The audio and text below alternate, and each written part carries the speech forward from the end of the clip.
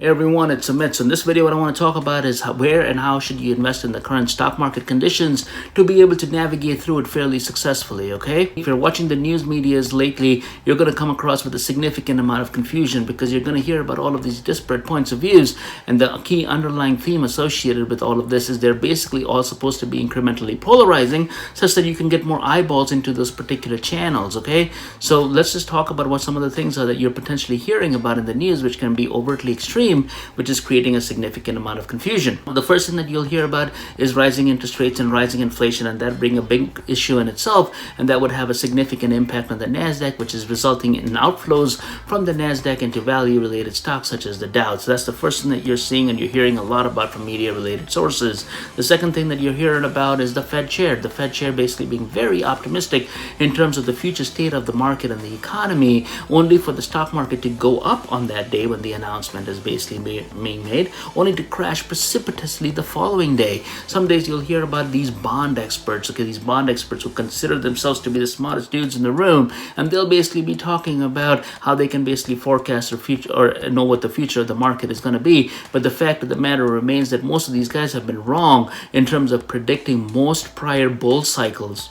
And then sometimes you'll hear about all these financial experts, okay, and some of these times I don't even know what the hell they're talking about. Like the other day I heard about this guy who was basically talking about how he's investing, or he's not willing to invest in a stock that had a 37 price to earnings multiple because he viewed that as being too expensive, only to say in a subsequent segment, i.e. a segment after the commercial break, right, that he was willing to invest in a stock with a price to earnings multiple of 36 because he did not view that to be overtly expensive. So with all of this confusion in the system, right, the question becomes is, okay, so what do you do? How do you invest in the stock market and become successful in navigating through these current conditions, okay? And there's really 5 things that you can do. And these are all tried and tested types of things. People have made a significant amount of money out of it. And just following these steps can make you be pretty successful irrespective of the market conditions that you're basically sitting in. So let's talk about it, right? What are these 5 basic rules that you should essentially follow? The first thing is don't invest based on emotions, okay? If you're getting emotional about it, or if you're hearing about it from news media related sources and you're thinking about making your investment related decisions based on it, the fact of the matter is you're going to make an incorrect decision, okay? Because usually what happens is when those types of things are coming out from news media outlets and it's basically influencing your emotions, it's already too late, okay? It's going to be too late when it's already in the media. So if it starts impacting your emotions and you make a particular trade on it, you run the risk of basically buying high and selling low, okay? So that's the first thing. Don't trade or don't invest based on emotions.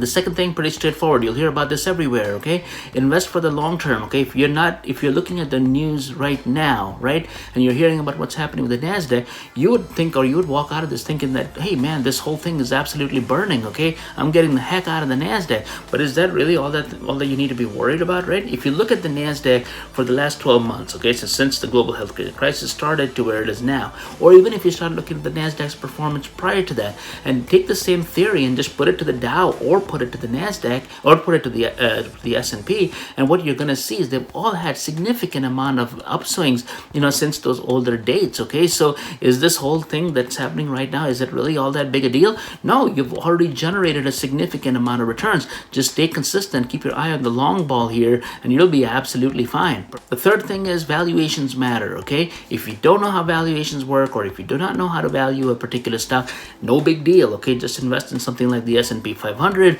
I showed you those charts in terms of what the returns have been, so you'll be perfectly fine. If you do know how to value a particular stock, hey, that's just great news, okay? You do have a benefit over other investors as it relates to it. Now, the whole thing when it comes to those people who do know how to value stocks is that you just need to be patient, okay, and wait for the right opportunities. Sometimes those opportunities can take months to come. Sometimes they could take years to come, okay? But when you do get in on it, you can get a substantial amount of return associated with it, okay? So valuations matter. The fourth thing is know what you're investing in, okay? And when it comes to this, there's really 3 things within that, okay? Know what the product is, right? And hopefully you like that product. If you don't like the product, don't invest in it right off the get-go, okay? The second thing is pick the best of breed type of companies, right?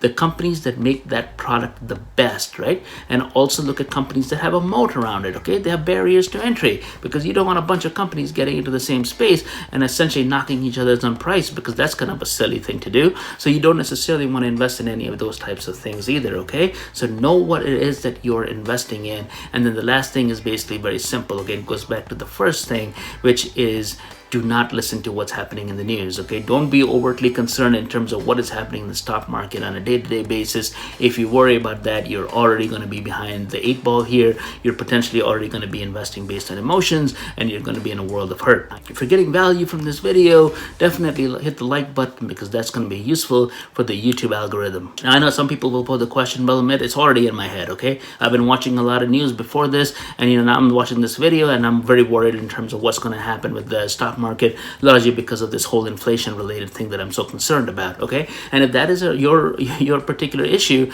right, what I would say is still don't panic, because there's numerous ways to essentially get out of this whole thing or to alleviate that particular concern, okay? So the way you can essentially trade around inflation is this, right? One, REITs, okay? REITs or real estate investment trusts, or just buying real estate, they both outperform the market during inflationary related periods, okay? That is something that you could look at.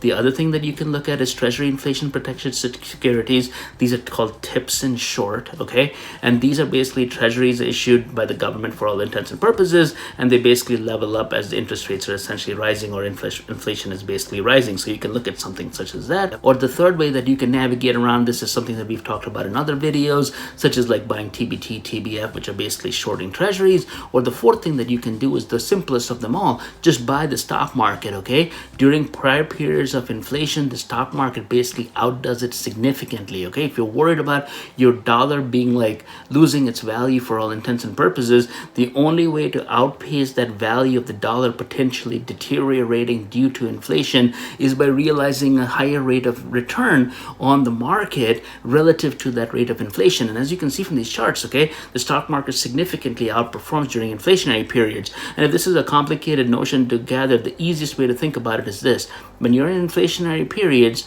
the prices of products are going up. Who's raising those prices of products? Companies are raising those prices of products. When you're buying stocks, you're basically buying into companies. If you're buying into companies, you'll basically take advantage, or you'll realize the profits and the growth and the increases from those price increases that are being done by management to essentially navigate through these whole inflationary related periods. And that is why the stock market generally outperforms everything during the inflationary periods for all intents and purposes. So following these like 5 basic tips, right, and some of this incremental comments that I made around inflation will get you on a way successful path in order to be able to navigate through the current market conditions, and for that matter, any market conditions, okay? So hopefully you enjoyed the contents of this video. If you did, definitely hit the like button, subscribe to the channel, and ring the notification bell, and I'll see you soon.